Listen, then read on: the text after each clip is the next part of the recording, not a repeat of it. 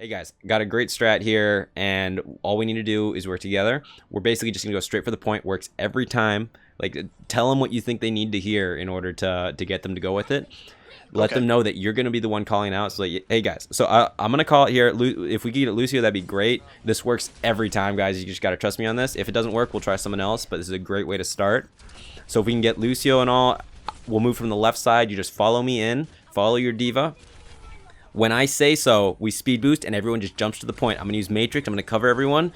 Any questions? And, like, you put your own spin on it. But that's the kind of way I'd go through it.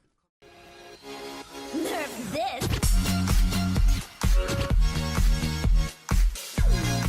Like, communications is a skill, especially in Overwatch. Sure. Like, if you want to be able to effectively shot call, you just got to get good at it, too. Same thing as tracking, same as anything else. I think I've just got to learn like the priority too, like when shot calling.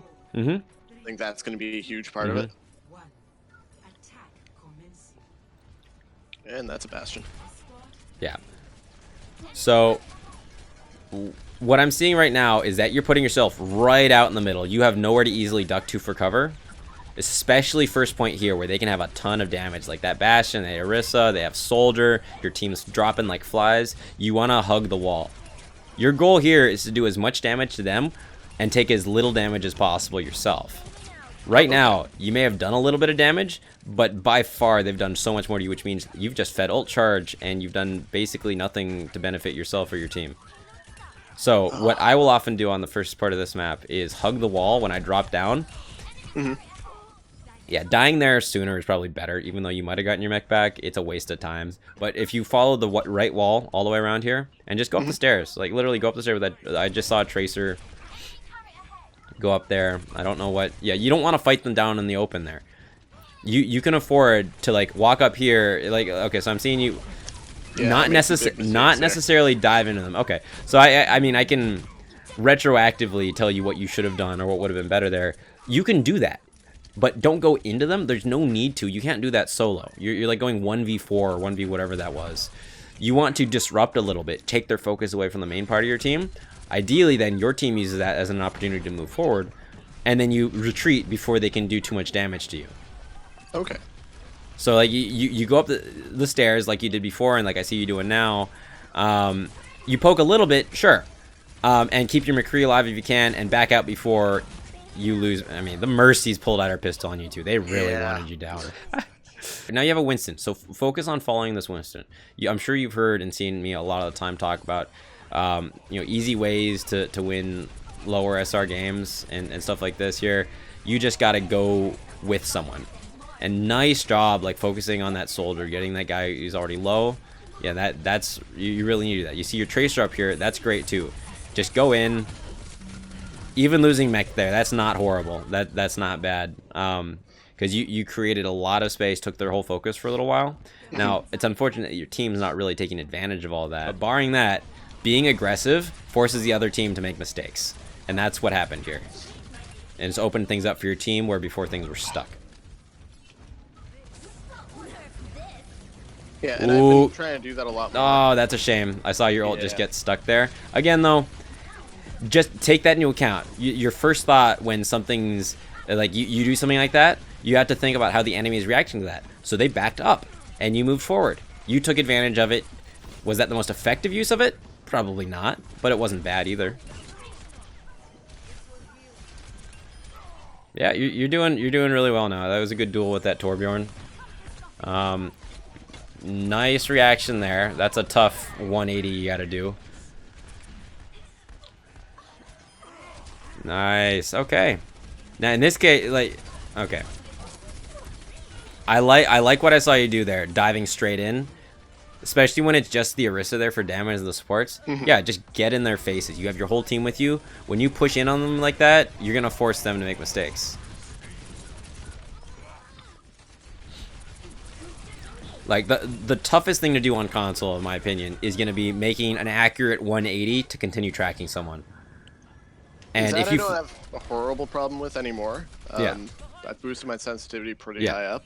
Well, I'm talking like to take advantage of other people going behind and above. So if you fly either through or above people, they are not going to be able to track you through that. Like if you can fly like above and then quickly do a 180 down onto them. Like I don't know, remember if we talked about sky tracking before? Oh yeah. Oh, that was so close. You almost killed that Reaper with the with your pistol. That would have been epic. I was But hoping. the same thing here, but on a smaller scale. If you fly through people, and end up behind them, or like you fly above them and behind them, they're gonna have a lot of trouble with that. Yeah, your team's doing pretty well. You're getting back to the fight. Yeah, you definitely want to be looking after your back line. So, I don't agree with your decision to go after the supercharger? Yeah, no. The Reaper was not getting healed and very, very low. He had like 10 to 20 HP left. One left click probably would have taken him down. If getting a pick is always and should always be the first priority. Okay. See, that's what I think I need to learn most right now is target priority. Getting kills. Doesn't matter what the kill is. Worry about that after you can effectively get whatever kill you want. Then start worrying about getting the best kill. Okay. Yeah. Good job going with your Winston there. Bad job not focusing on one target to go after. You ended up getting nothing immediately there and losing your mech. Yeah. Point. Okay.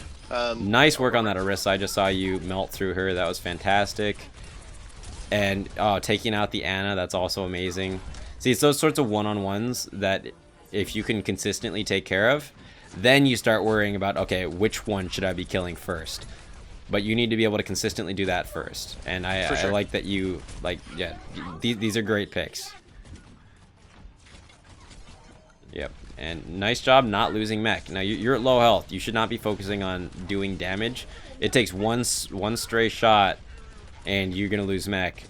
And that sets you back. She has barrier again, probably. Yeah. Or else just, yeah, ducked. Yeah, she got around it. Yep. Don't be afraid when you see a Riptire coming in to just boost at it. That's a very valid strat. While you're focused on boosting towards it, you're shooting at it, and then you hit it with the boost, and that hits another, what, like 35-ish damage. Plus, you could melee it too. It's much easier than just trying to track it.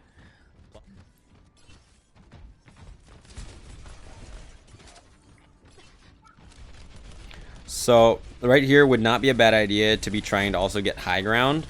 But I do like how you're in the fight too. Like, okay, so if your team is actively pushing on the ground, just go with them. That's 100% the thing to do.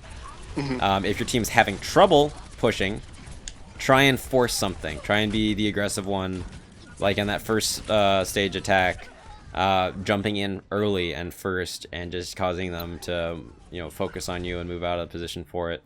Okay. So. Late stage in a game where you know that you are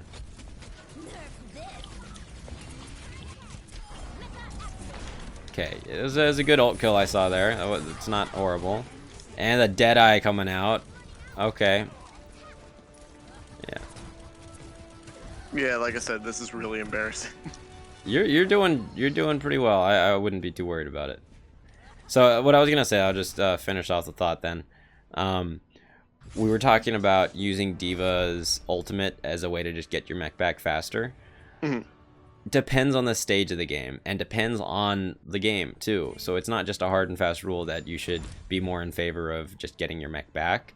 When you're on defense and losing your mech means, oh, the enemy team now knows when to push. Yes, that's an issue. You want to probably opt in favor of defensive ulting, which means not throwing it, but just using it to zone out your current location and get your mech back faster should you lose mech. But when you're on offense, go ahead, lob that thing in from range, run in with your team. Hopefully you get some kills with it. Even if you don't, your team now has all that space while the enemy team is running around and scrambling for cover to move in.